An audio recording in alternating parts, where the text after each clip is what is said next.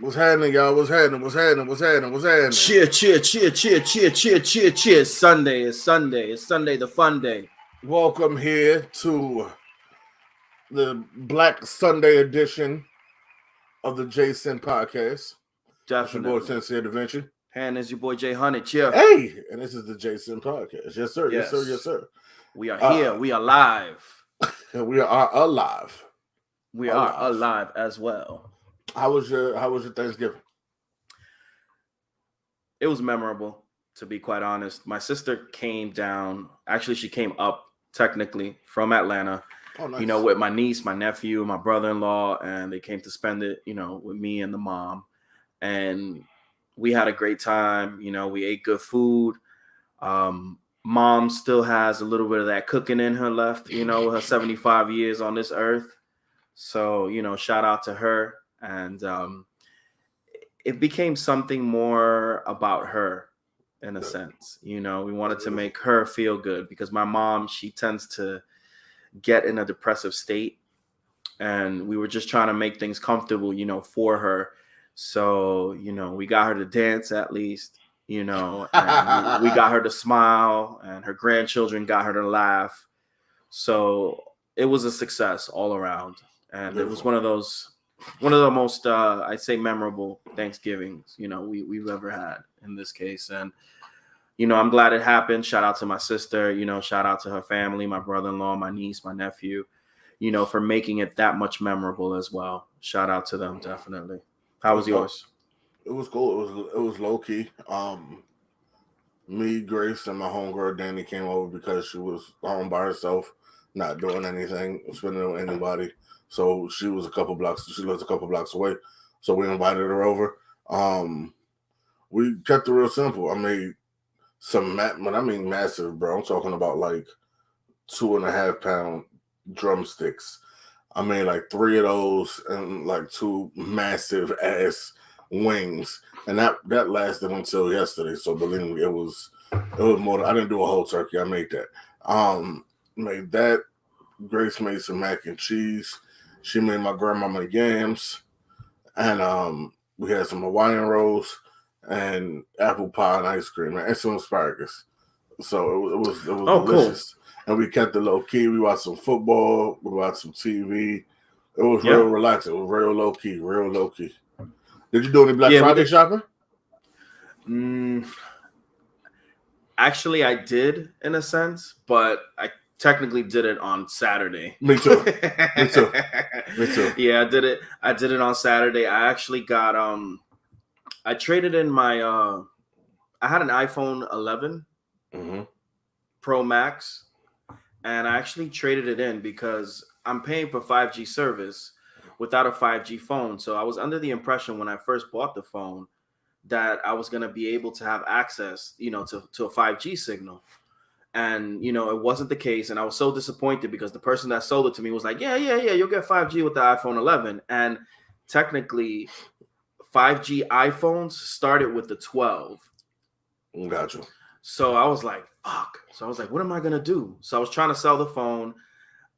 A lot of people were lowballing me. You can't sell nothing to people because people are like, they'll knock $200 off the price. And it's like, nah, it doesn't work. Hell nah. Like, fuck you. No. You wanted 400? I got 150 for you, big dog. Exactly. It's like, nah, that shit is not going to work because, you know, I'm not winning in any way. And you're the only one that's winning. So fuck you. But, shout out to all the people, you know, anyway, who reached out, you know, who were at least, you know, trying to buy the phone or whatever the case is. But it didn't work out.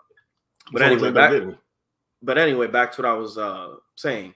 So I went to the Apple store Saturday morning, and I didn't know they had a trade-in program, bro, because Samsung does have a trade-in program, and that's how I got, you know, my Galaxy Fold.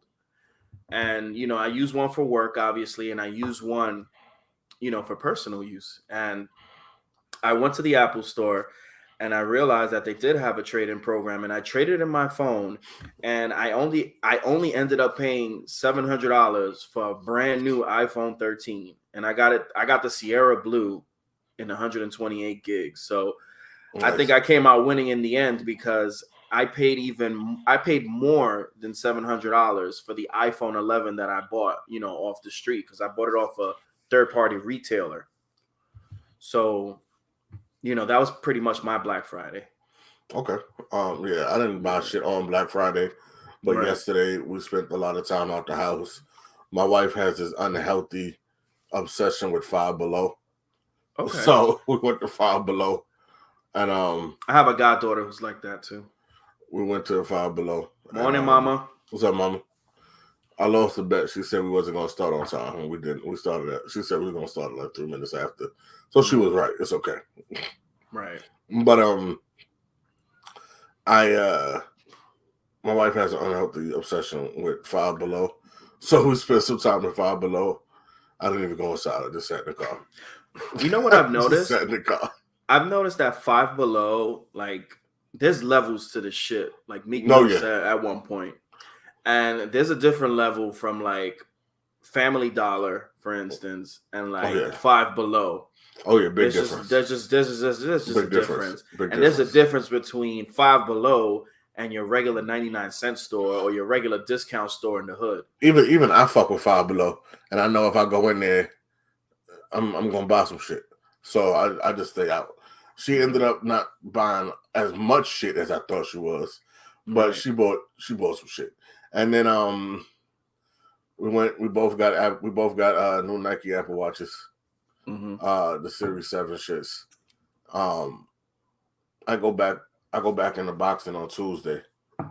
So I wanted something to be able to do that.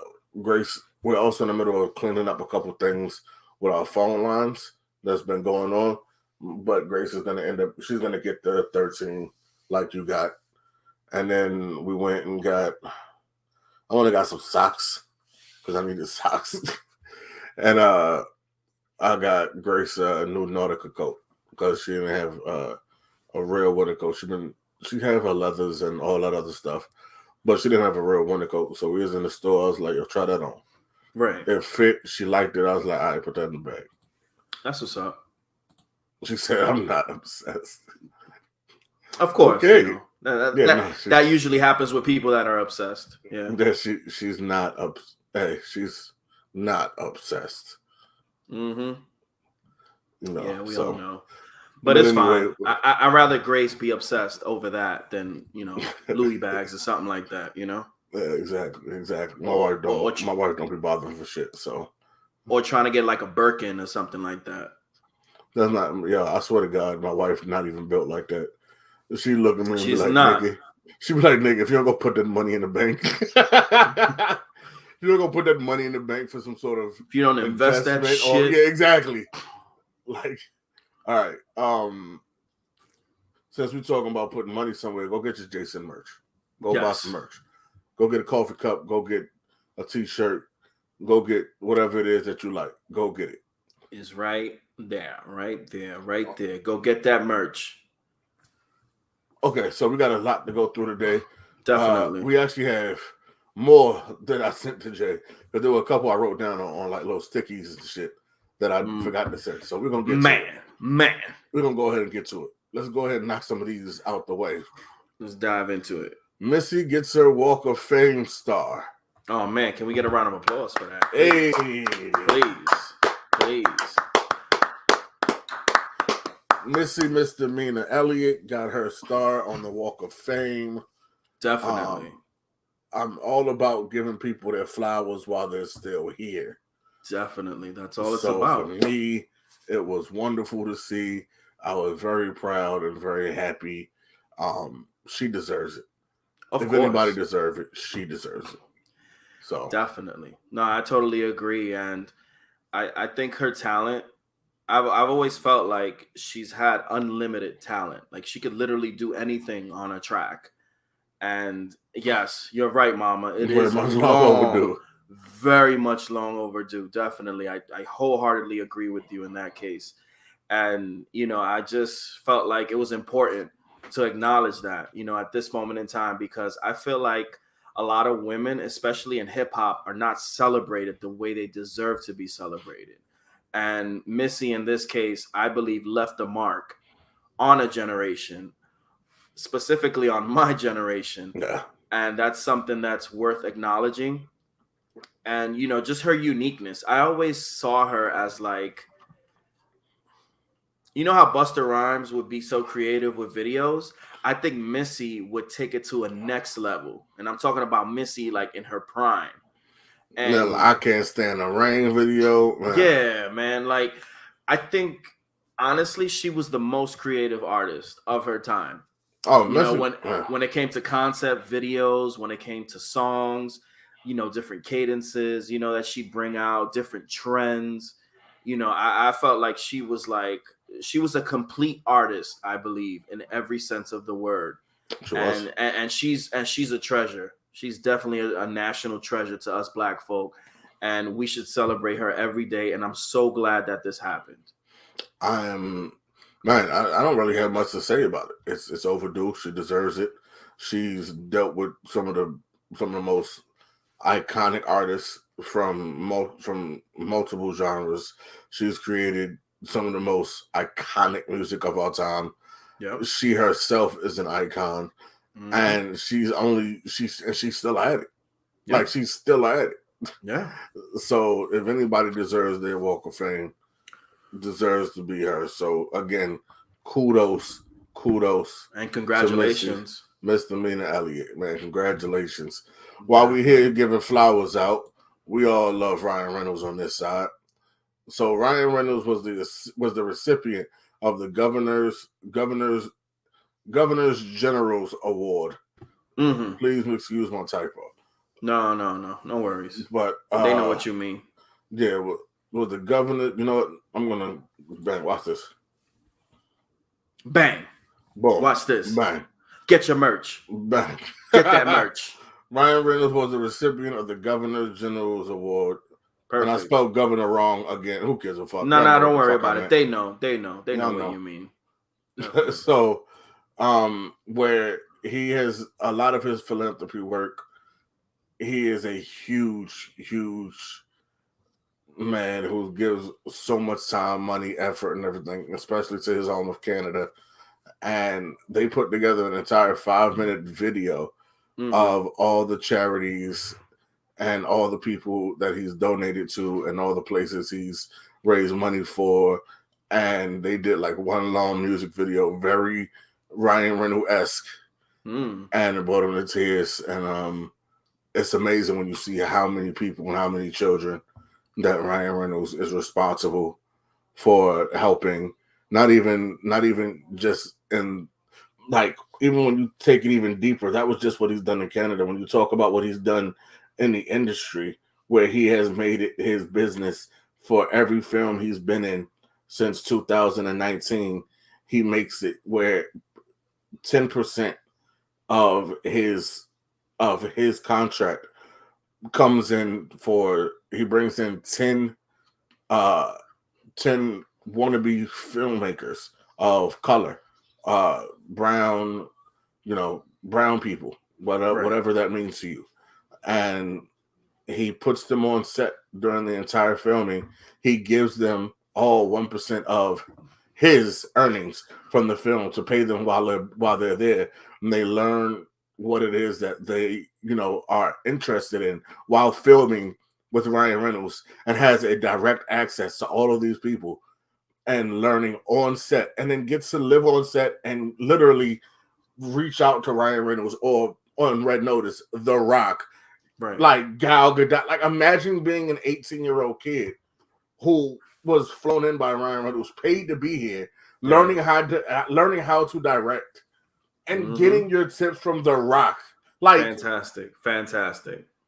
So shout out to Ryan Reynolds, man. He's an amazing guy, man. I did go Black Friday shopping. I got your sister those red beats. She don't know yet. She's still asleep. Hey, there we go. That's what's up. There we go. There comes Barbs. What's happening? Good morning. There comes. How are you? Morning. So shout out to Ryan Reynolds and everything great he's doing. Bonjour. Okay, let's go ahead and jump into something else. Shout out to Ryan Reynolds, though. Yeah, shout out to Ryan Reynolds, definitely. When you give back, You are blessed by default. Adele sells 838,000 copies Adele is crushing it in her out here, first B. week without TikTok.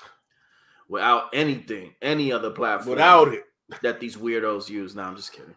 do you think that speaks to the temperament, especially after we spoke about Megan Thee Stallion 2 weeks ago? Mm-hmm. Does this speak to the temperament of where fans are or where the industry is, or do you just expect this from Adele?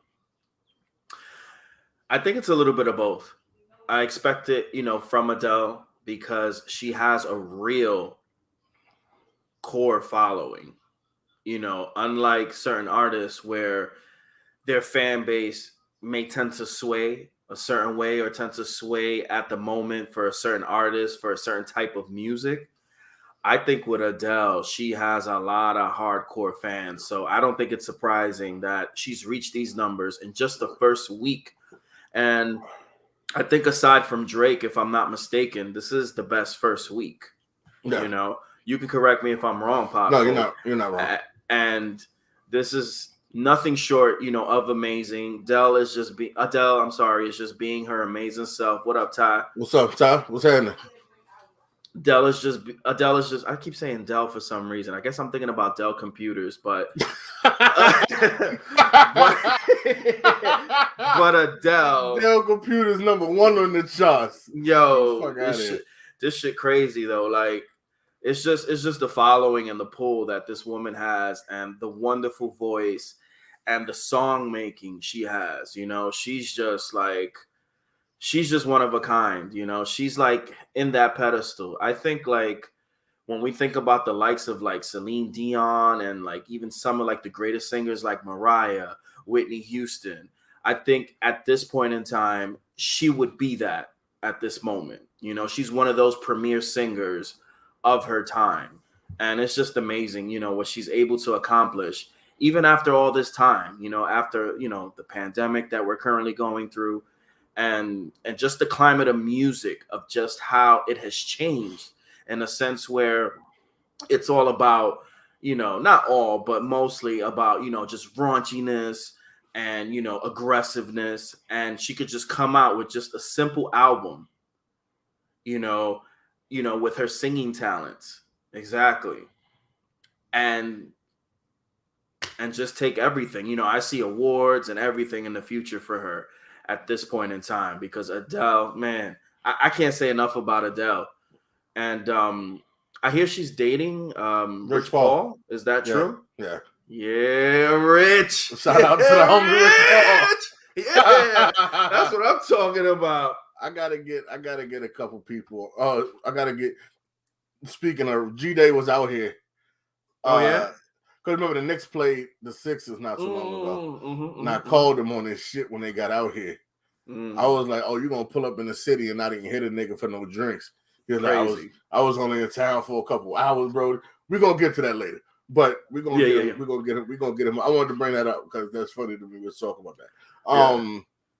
So I feel like there's a group of artists. I'm gonna just rattle some of them off. Adele, Beyonce, Jay, Rihanna, Drake, J. Cole. And at the bottom of that tier, I'm not talking necessarily about comparative talent. I'm talking about what they do when they drop.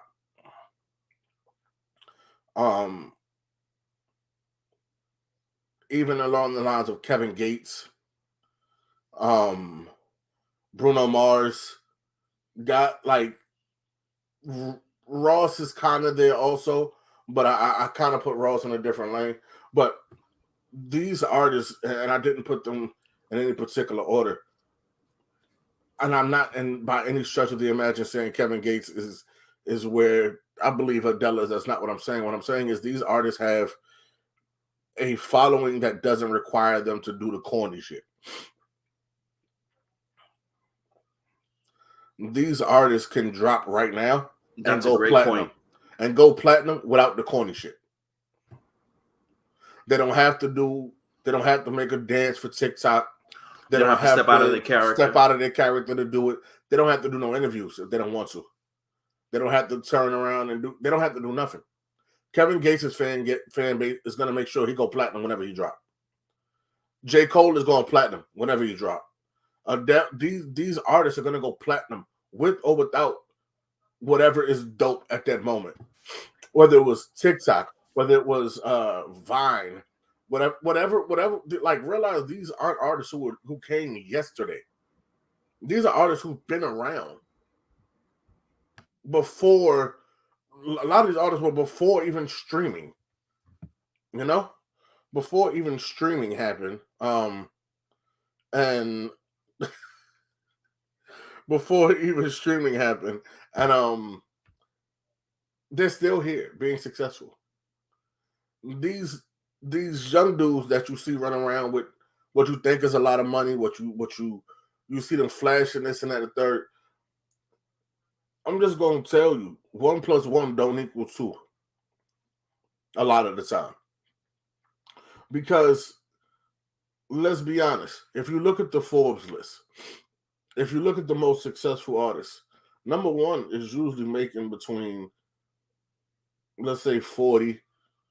Now it's about 40 million a year. But if you want to step it down to the top 10, the 10th most successful artist in hip hop is making probably 2.4 million. The average rapper makes 40,000 a year. Listen to me when I tell you this. I know this. The average rapper makes 40,000 a year. All them cars, all them clothes, all that shit you see is rented, or it's gifted by whatever brand they are working for, or it's fronted by the label. But let me explain something to you. How can that artist you see with 200,000 stacked up to his head, if he really getting money like that every week, every month, where is it registered at?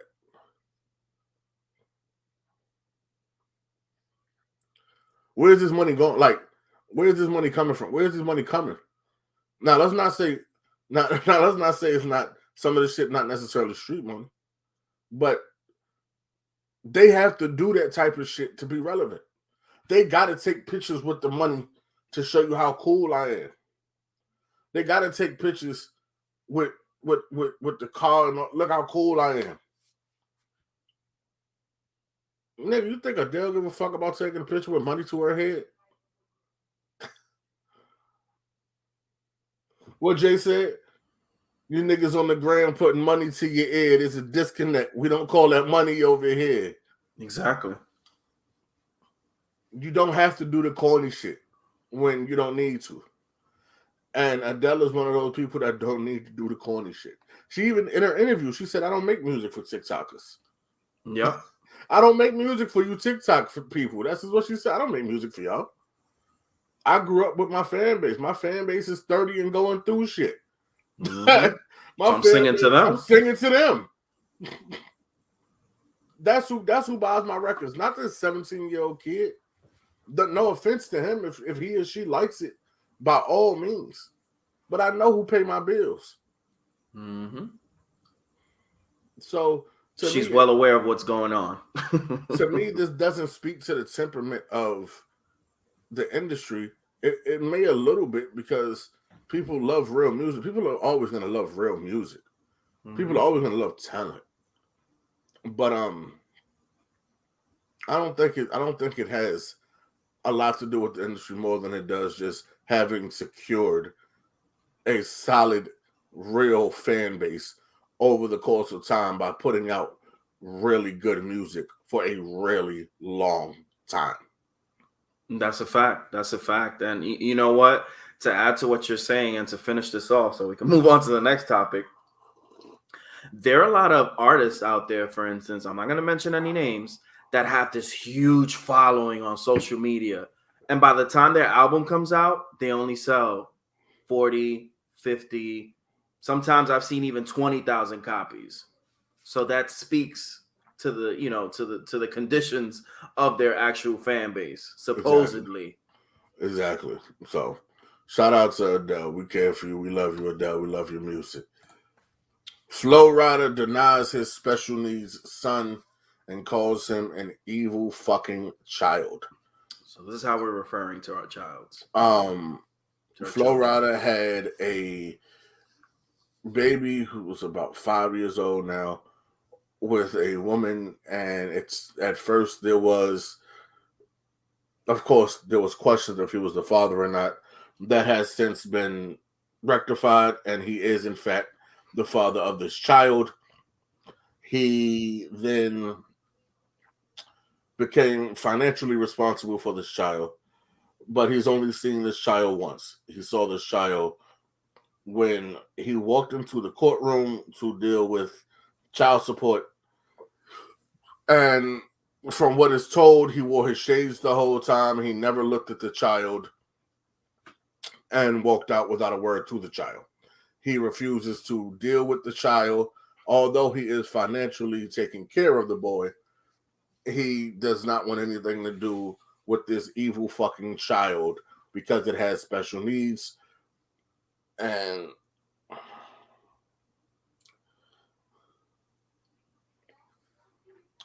this is saddening. Empathetic. It's saddening. I don't. First off, to call your child evil is one thing, and to call it evil and mean it, because we've always said, the child, but to call your child evil and mean it is that's a different kind of mental space that I don't reside in.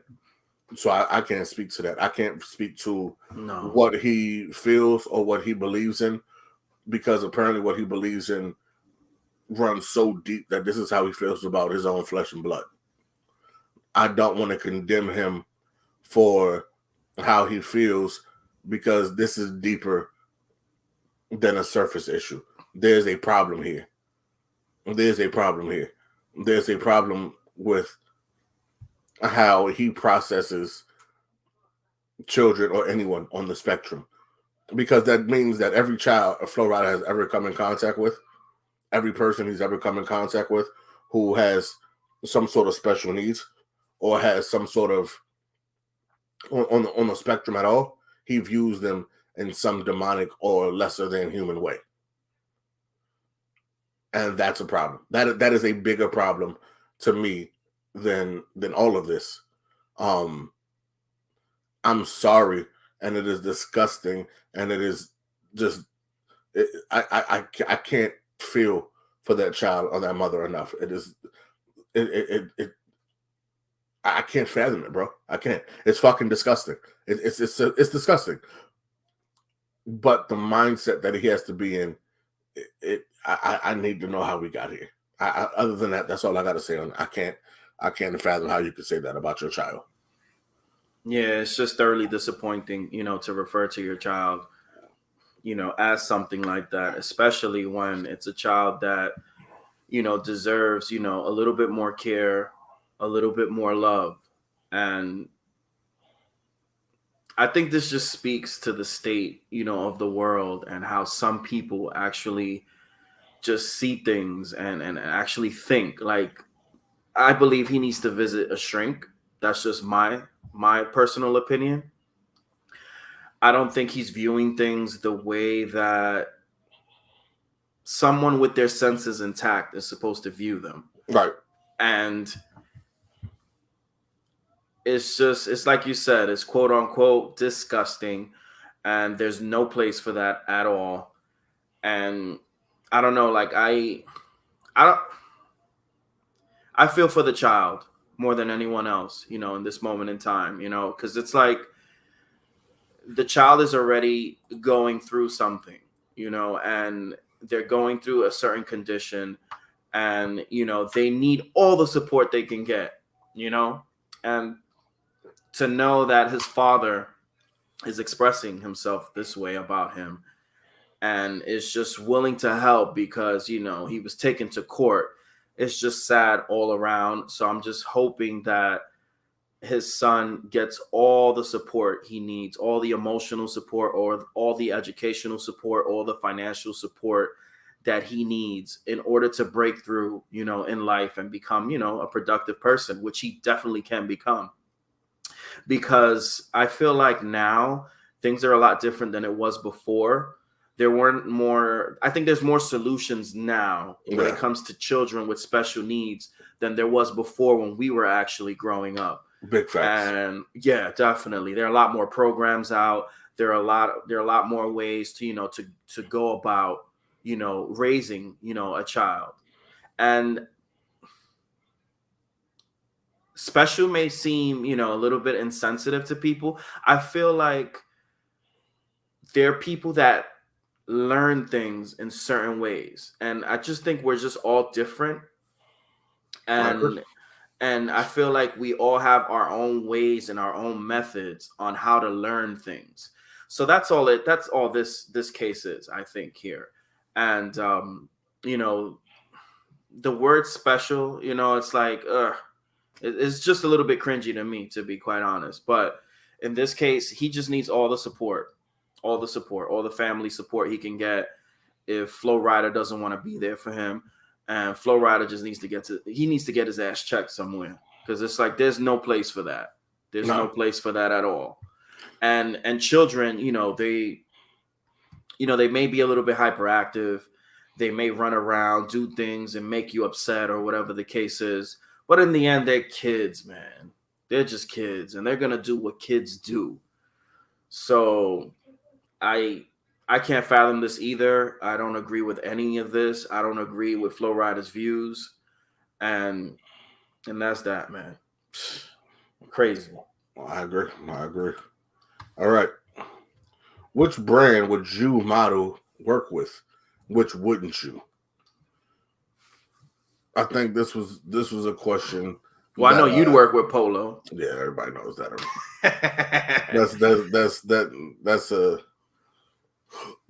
That's a given. Polo, Ralph Lauren. You know what I mean? That'd be. I think if there's a model or a brand basically that I'd work with, it'd be Lacoste. Lacoste is. I knew Lacoste was yours.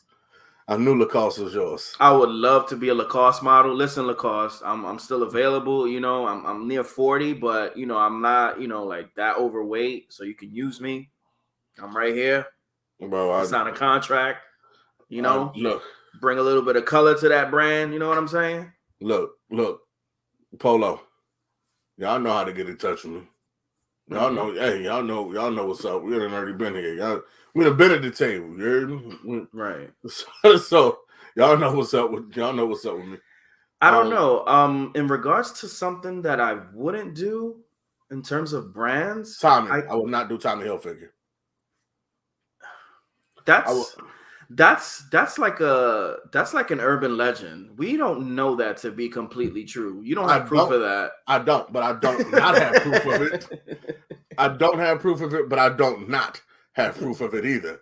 Mm-hmm. So, you know what I mean? Tommy Hilfiger may be one of them, and I think also it would be a brand where. Yeah. Oh yeah, I agree, Mama. Exactly. Definitely. It would have to be. I don't know. I always want to be an honesty broker in a sense, even when it comes to like podcasting or just broadcasting anything. If I don't consume that product day in and day out, I'm not gonna like trick people just for the check to consume that product in a sense. I don't know if I'm making sense. Oh yeah. So if there's a product that I don't use, I'm not going to promote it at all. It only has to be a product that I use. And I believe there's certain people out there who just do it for the check. And I'm not out there to like just promote something just because, just because of a check, and it's like, it's not like they're giving big ass checks anyway for these kind of things, so it's like, it all depends on the person, your following. You're following, exactly how much of a celebrity you are, how big of a public figure you are, basically, in order to get a certain check. So I know I wouldn't be getting, a big check like that. For instance, like if it's, let's talk about, like, for instance, like Cardi B or something like that, or just a celebrity, someone who's out there. At this point, what you would get for where we are, you would get a swag bag. So like anytime they drop some shit or whatever, they would send it to you. So you would get the merch. You would get merch free, but they probably wouldn't even be paying you at this level, which I'm cool with. I'm cool with. Send a nigga, hey, send that shit through. Like, send that shit through. Because in the end, it's money that I was going to spend on a brand anyway. That's how I look at it. That's a fact. This sound crazy. I would love to be the new spokesperson for FUBU. FUBU's coming back out. Yeah, nice. They just re-released some shit. I would love to be the not the footwear though. Don't come at me with that bum ass footwear. But keep that. There's conditions to this. Yeah, I don't want them feet. Y'all niggas keep. We're not promoting the footwear. No, we cannot do that. Y'all niggas keep them feet. Some shit was bad. But the clothing and everything. Yeah. I would wear FUBU. It's a different day and age where I felt like niggas before were like almost felt ashamed of wearing FUBU at some point. I'd wear FUBU, especially now at the point in my life where I couldn't give a fuck about what you think about me, because unless you cutting the check or you helping me build in some way, I don't give a fuck. Oh, you wearing FUBU? They sent it to a nigga. When the last time nigga sent you some clothes? You know what I mean? Bum ass nigga. Anyway. Exactly. I would always love to be down to do some shit with Jordan or Nike. You want to talk about higher end shit? I would love to still work with like Axel Arigato. I would like BBC. Speaking of, I just got a BBC mask. I'm waiting on it in the mail, so that should be fire. Shout out to them. Purple Label. I love their t-shirts. BBC. Yeah. I don't want to do shit with Balenciaga. Niggas done got their hands all over it. I have no interest in Balenciaga. I have no interest in Gucci. I have no interest in Louis Vuitton. I have no interest in any of them shits. No whatsoever. Versace. Them shits is so. I didn't say Versace. I didn't say that. You said Versace. I didn't say that. Oh, interesting. Like this, like Dior has no Louis Vuitton, no Gucci, but Versace, yes. Okay. Because there's still. I got Versace glasses, so I'd rock with Versace. Louis and Gucci have long lost their luster for me. Like niggas buy shit and it don't even be fly. Like part of Thanksgiving, we sat here. It's just because it's Louis V. And we looked up the new, like Gucci dropped a new collaboration with Balenciaga this week. Right. And 90% of the shit is trash. Like, but niggas is gonna eat it up. And I don't want to be part of anything where that's the kind of creative process that takes place with your branding and your clothing. I don't want to be a hype beast. I don't want to be a clone somewhere. Like Dior just released their new line of like luxury bags, and niggas know how I love bags. So, and them shits is fire. So, I would love to work with like a Dior on that level. So these are just some of the labels, some of the things that flew through my head. Definitely. When I was thinking about it, because I'm looking, and you're looking. I would never work for H&M. I can fit shit in H&M. H&M don't make nothing for me except for maybe like a scarf, nigga. Like I can't. Right. Or maybe some type of hat or sombrero or something. I would love to bring back. I'd like to see you one day in a sombrero. I have no problem. If I can find one, I'll wear one next week. But like a Mexican sombrero. Hell, the big shit. Like that size, yeah. Hell yeah, I want one.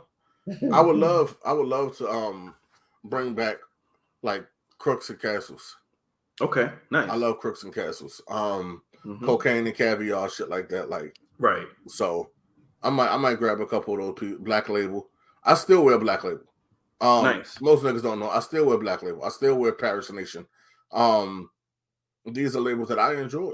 I don't care. Like and they're good pieces. They're good clothing. They may have necessarily they don't have a huge necessary mainstream following, or maybe not. In black kind of does, black scale does and shit like that.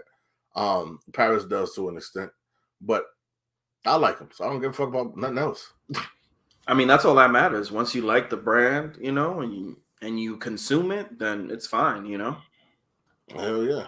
You know, and each of us have our conditions on what we would do and what we would not do. So that's all on the individual. So Psycho Bunny. I would love to work with Psycho Bunny.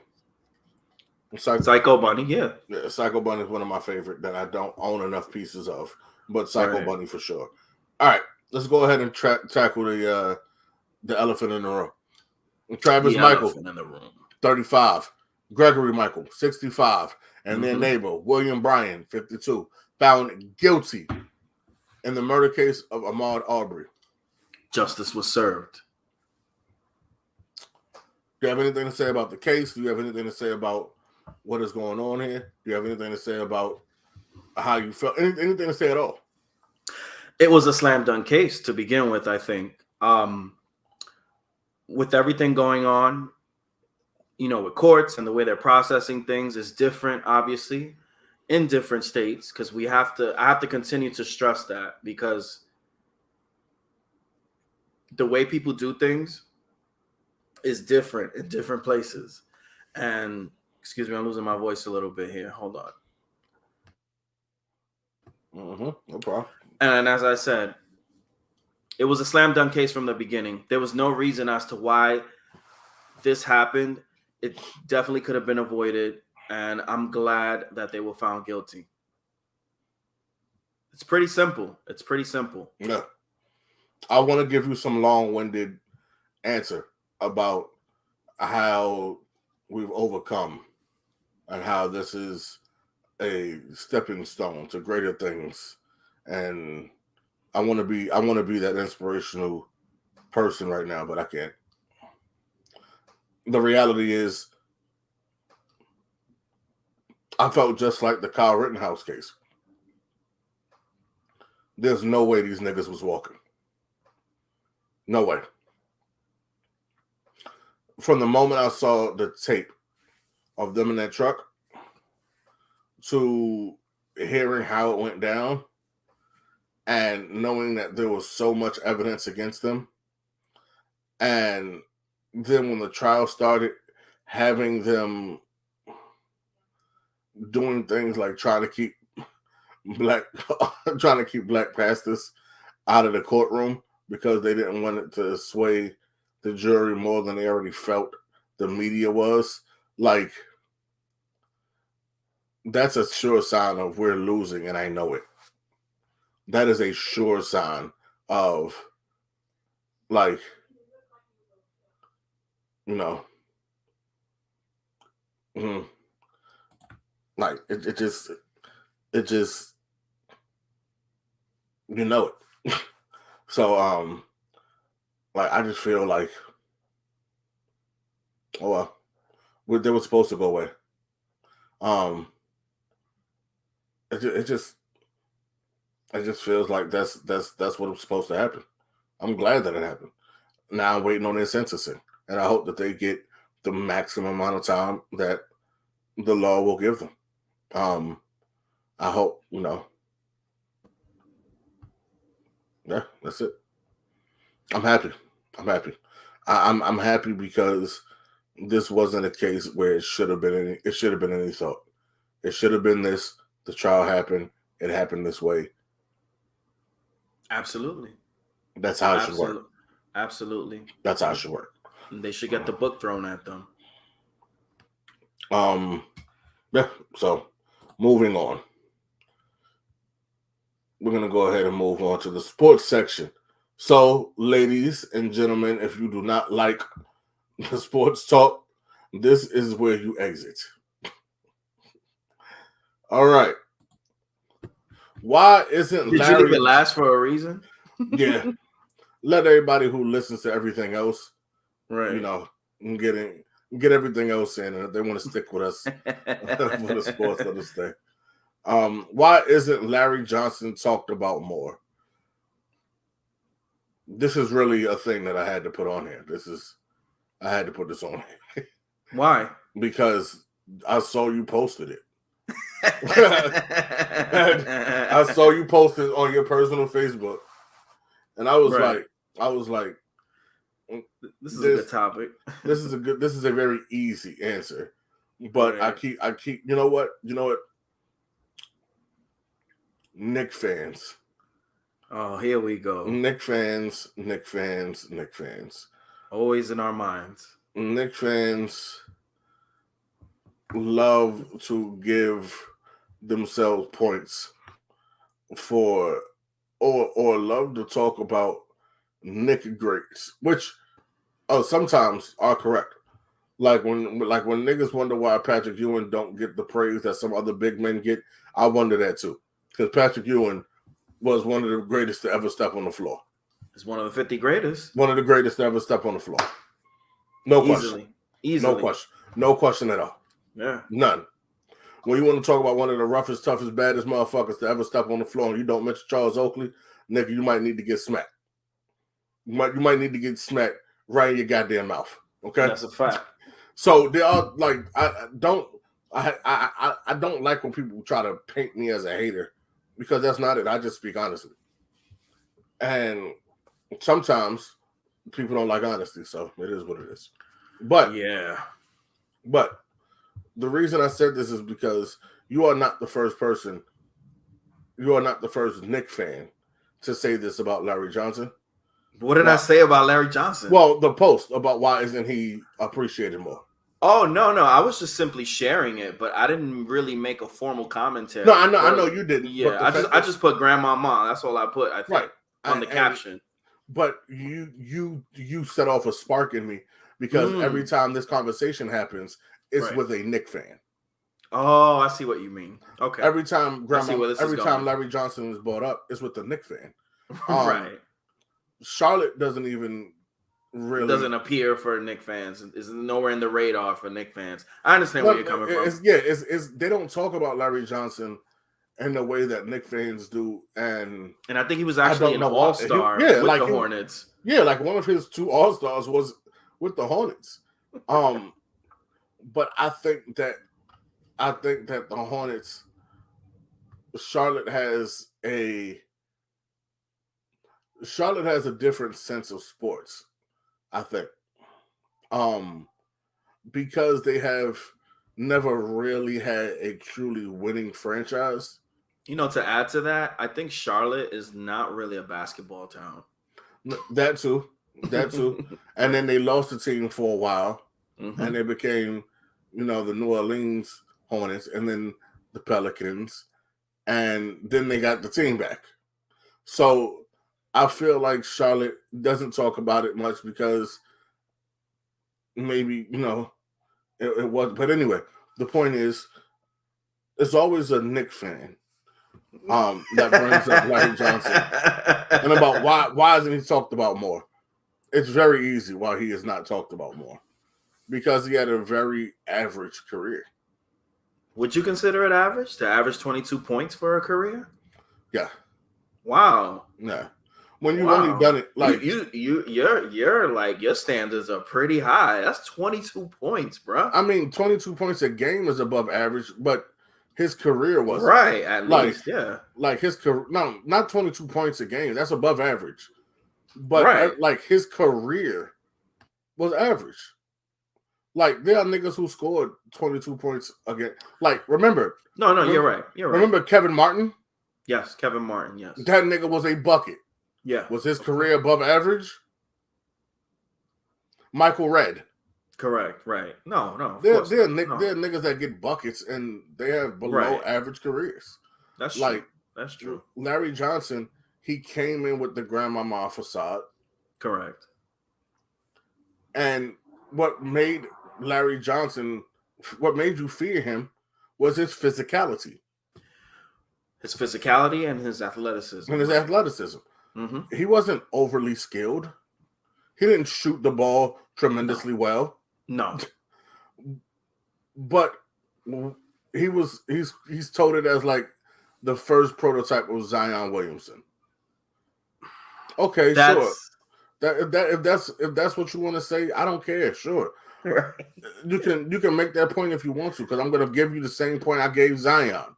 Right. Zion's skills aren't impressive if he's a guard. Correct.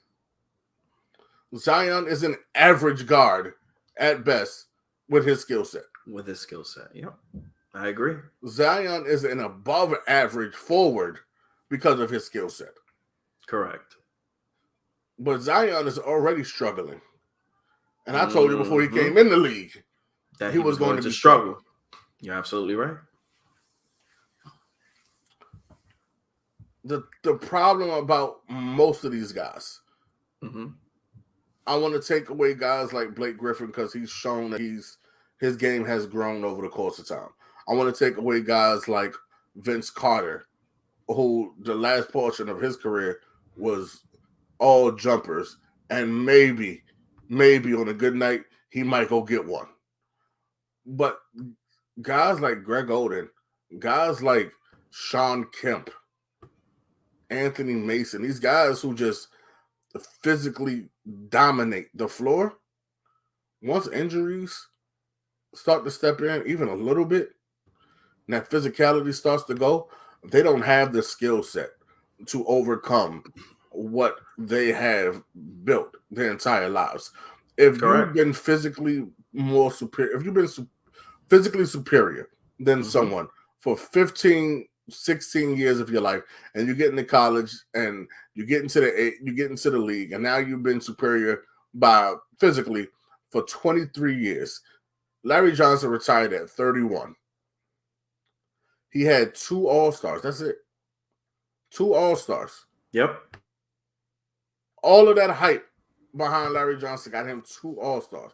He won Rookie of the Year and 2 All-Stars, which means his 2 best years were his first 2 years. Correct. And then an immediate decline. Yeah, he had an endorsement, with Converse at that moment in time, as I remember. And I think the inspiration for Uncle Drew came from Grandmama as well. Yeah, I do too. And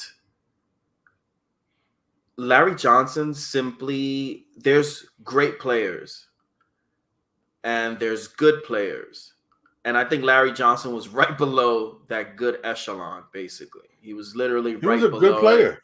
And I felt like he was overshadowed because, first of all, the NBA in the early 90s was literally a big man's league.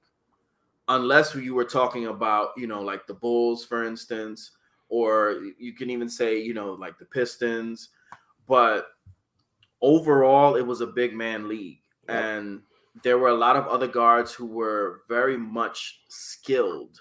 See, skill overrides a lot of things, especially when it comes to talking about the greats, because there's certain greats that we could talk about right now that were very aggressive and very physical early on in their career. And then they found a way to hone their skills and thrive with that through the rest of their careers.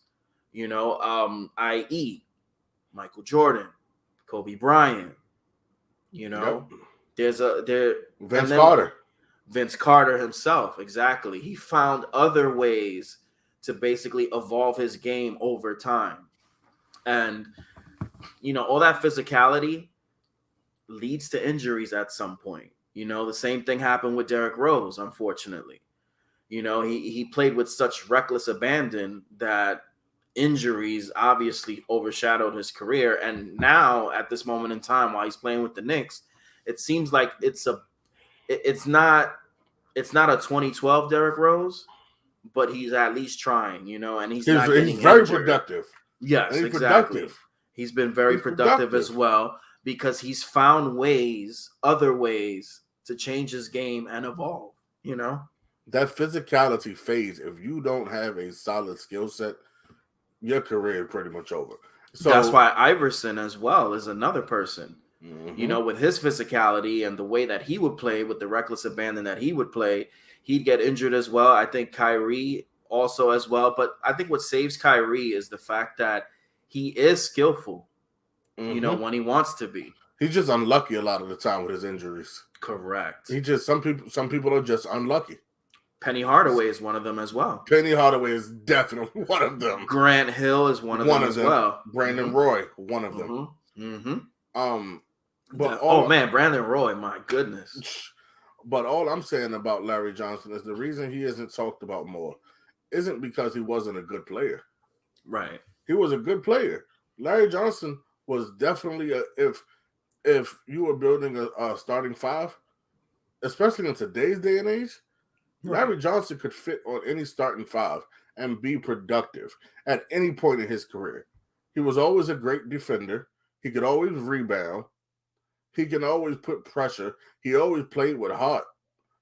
But Larry Johnson only spent 2 years being the posterizing, endorsing player that you try to give him his entire career for being. That's a fact. When that's not true. He only spent 2 years being that guy. The rest of it, he was an average player. Yeah. There's nothing wrong with that. He was an all-star twice. He made, I think, one all NBA team.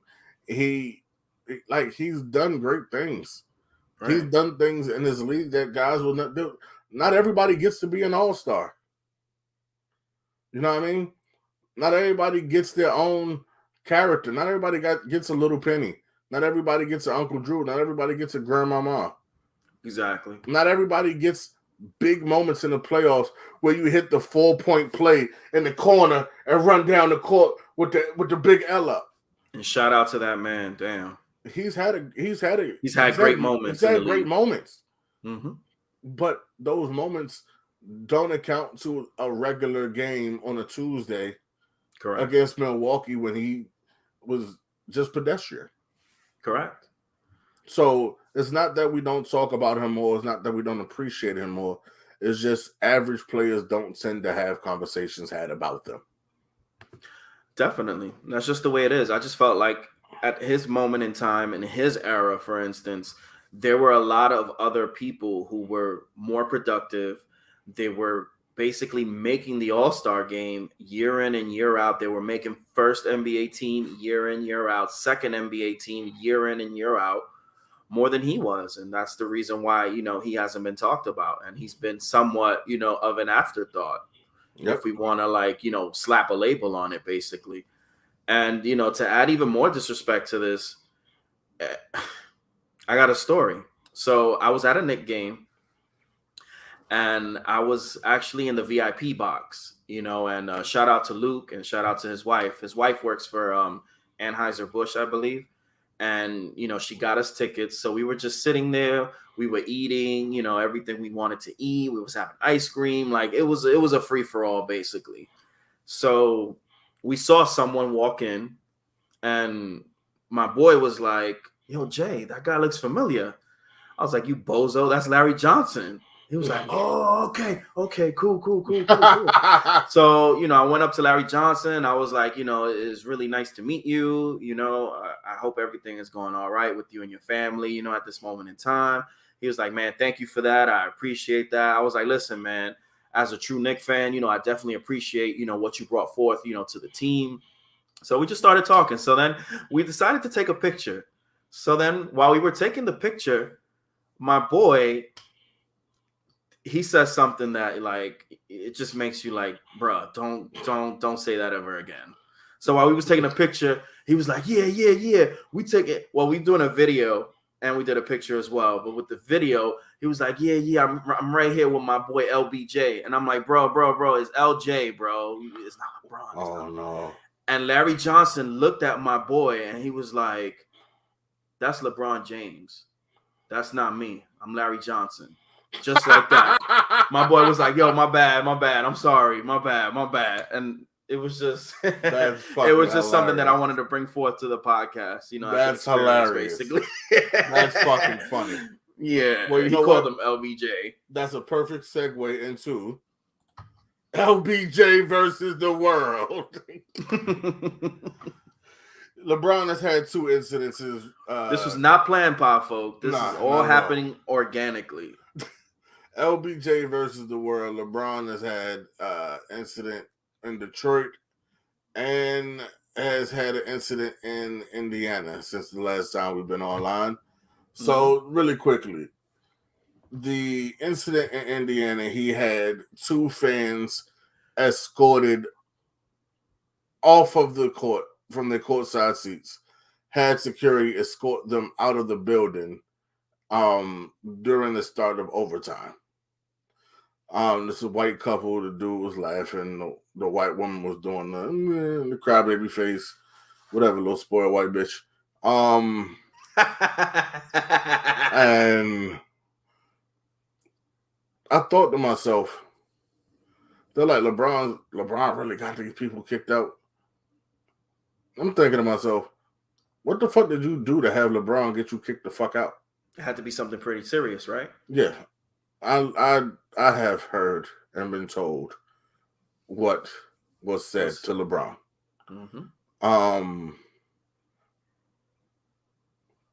Apparently the young lady overstepped her boundaries because LeBron hasn't said anything about it. He said, there's boundaries you don't cross and so on and so forth. If you want to root for your team, that's fine. You want to boo me, that's fine. But there's a line that you don't cross. And fans tend to cross that line. She crossed that line, and I had them escorted out. Apparently, she was saying that she hoped Bronny dies in a car crash, or that she hoped that Bronny dies in a helicopter crash, or some shit like. Long story short, she was talking about hoping his family dies. Bitch, what? There's no place for that. No matter how much you loathe an athlete, there's no place for that, bro. Continue. These fans, whether it be Russell Westbrook dealing with Utah and wherever else he's gotten into it with fans, these fans are out of line. These fans are out of fucking line. There needs to be more that happens to these fans than just kicking them out for the game. There needs to be banning them from the stadium. There needs to be some sort of harassment charge, maybe, because there's a difference between you booing me and you wishing bodily harm on my child.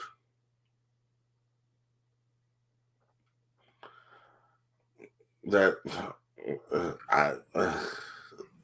a huge difference, bro, and it's so sad that there's a lot of people out there who literally hate LeBron James. How could you hate someone so much that you don't even know? And I'm sure the haters are gonna be like, you know what, that's well deserved or whatever the case is. No, it's not. There's no place for that in the game of basketball. None. You could hate on a player's abilities, for instance, or hate him as a player on the court and try to get him, out of his focus, basically. But when you're saying things like that, you're taking it to another level as a fan. And I actually agree with you, Sincere. The repercussions and the consequences should be a lot more greater than just you getting kicked out of the game. It should be like you should not be in that arena at least for 2-3 games, just the way they suspend players when they do things like that, with fanatics.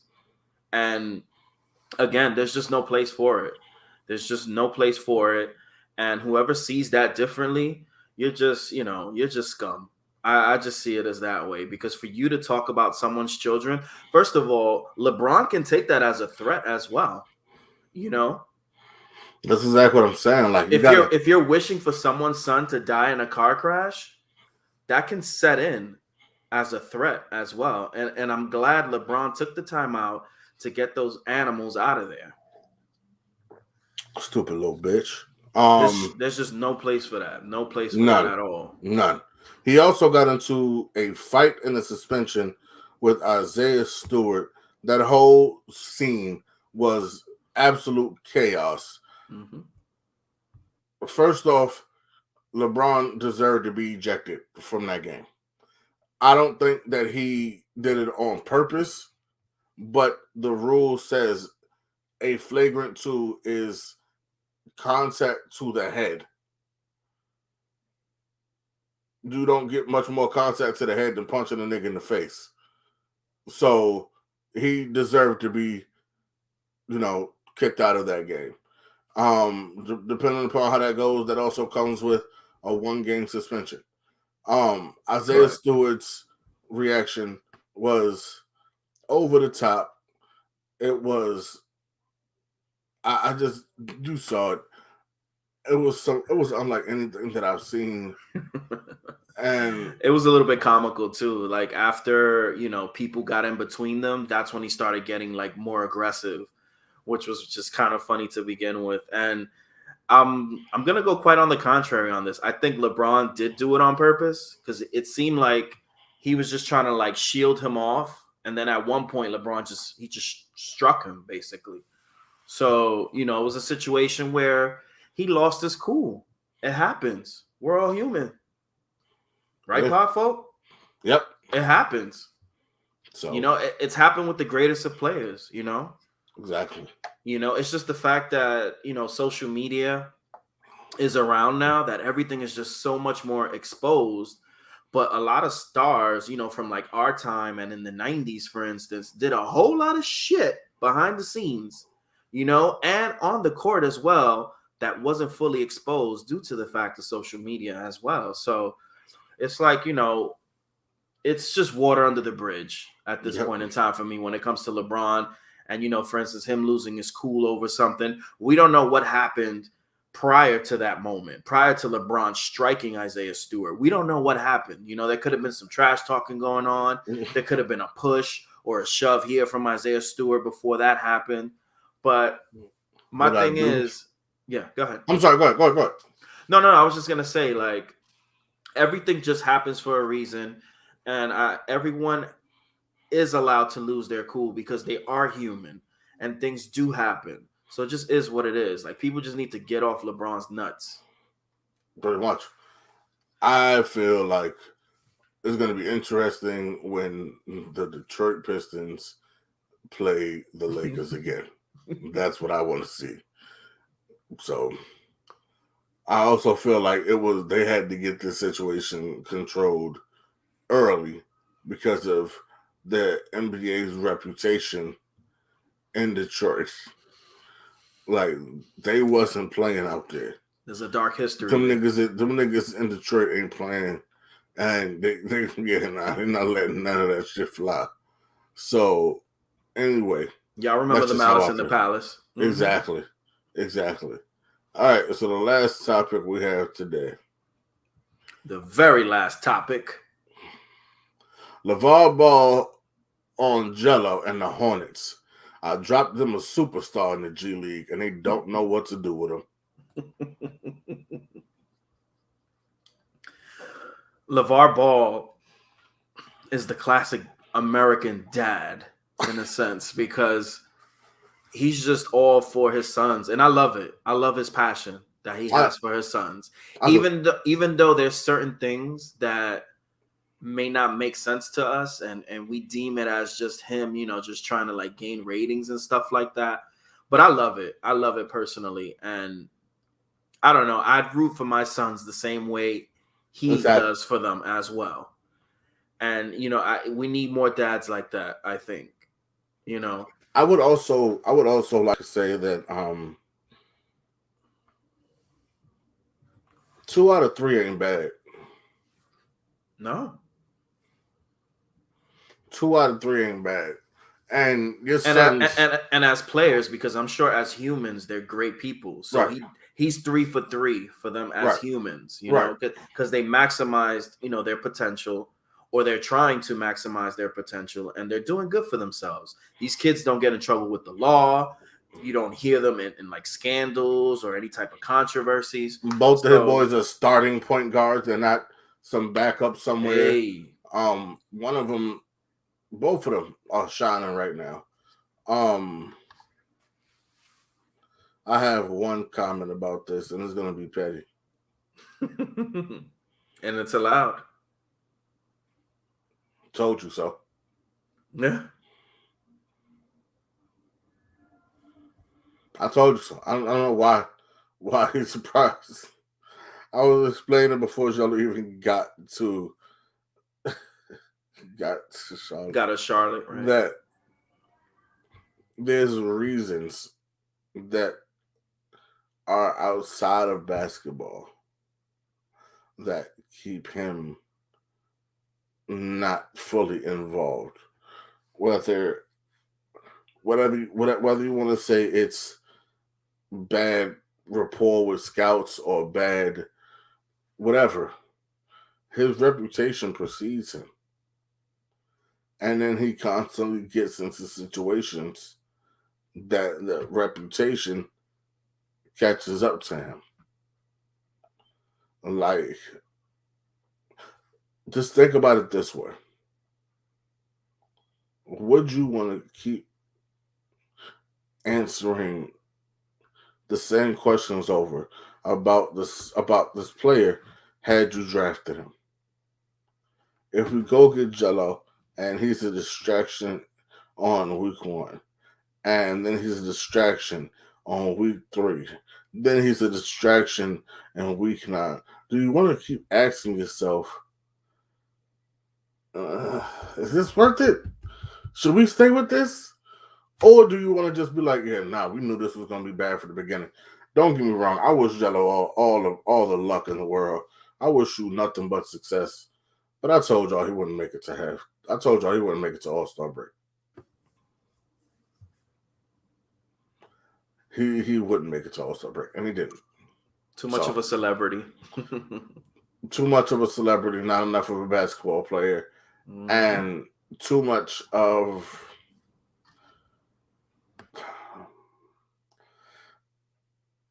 I don't even know, bro. I don't want to lie and say, but he's not necessarily the greatest person, you know. So that's just me. So yeah, no one they don't care about the superstar. You dropped him, and they know what to do with him. He's going in the trash. So he's going in the trash. He's going in the dumpster. That's where he's going. Like I don't know. Like so now, you know, from another angle now, you know, from team management's, you know, standpoint, basically, I can see why he's being canned the way he is and why he's being treated the way that he is. Because when it comes to the NBA, you're in a privileged position to begin with, and you have to put up or shut up as a player, and you have to show some sign, at least some glimpse of what you're going to bring forth to the team as a player, some sort of strength, whether it be, you know, your skills. You have to bring forth something, your aggressiveness, your attitude, maybe like your leadership skills. It has to be something. So for them to drop him to the G League, that's just a sign that obviously things are not going to work out. No. And it's just plain and simple. And I'm sorry, LeVar, it's just not working out. Look, you are the least talented ball brother. You are the least talented ball brother. I mean, he can still play ball overseas or anywhere else, you know. But that's what I'm about to say. You can ball overseas. Mm-hmm. I'm sure you can get in a league somewhere like you were, but you could get down in a league in South America or Central America or something like that, or even Dominican Republic, because in Dominican Republic, a lot of basketball is being played and a lot of players are being groomed over there as well. Yep. So we could definitely use you in the Dominican League for some headlines. You know what I'm saying? You could bring those shiny suits over there, and you know, all the ladies will be all over you in Dominican Republic. Be the Stephon Marbury of DR. Exactly. You know what? Speaking of Stephon Marbury, remember when he went to Asia, he became a superstar. Yep. So the same thing could happen with you, Jello. Same thing very well can happen to you, Jello. Yeah. Anyway, I wish you the best, man. NBA is not for everybody. I wish you the best. I hope it didn't sound like I'm being too harsh on you. I'm just giving reality. the same way I'm tired of hearing about Ben Simmons, which is why we didn't talk about him this week. I'm tired of hearing about Jello making it, or possibly, or almost, or could have. Like, either make it or don't. I'm tired of talking about you. That's it. We're done. Yeah, I gotta go get a haircut. Definitely. And get ready for the week, bro. So it's been a pleasure. We will catch you tomorrow night on For those who joined us, thank you. We will catch you tomorrow night on Convos at 8 p.m. EST 8 p.m. on Convos Eastern Standard Time. Tomorrow we will be talking about if you are responsible for raising a child that your partner has while you are together. You heard me correctly. Mm-hmm. If your significant other cheats and you forgive them and they give birth to a child, are you responsible for taking care of this child? That and more tomorrow night on Convos. Definitely. And everybody else, go get the merch, tune in, share, subscribe, comment, like, all that great shit. Engage, all that. Engage. Have a wonderful week, pod folk. Stay positive. Stay true. One love.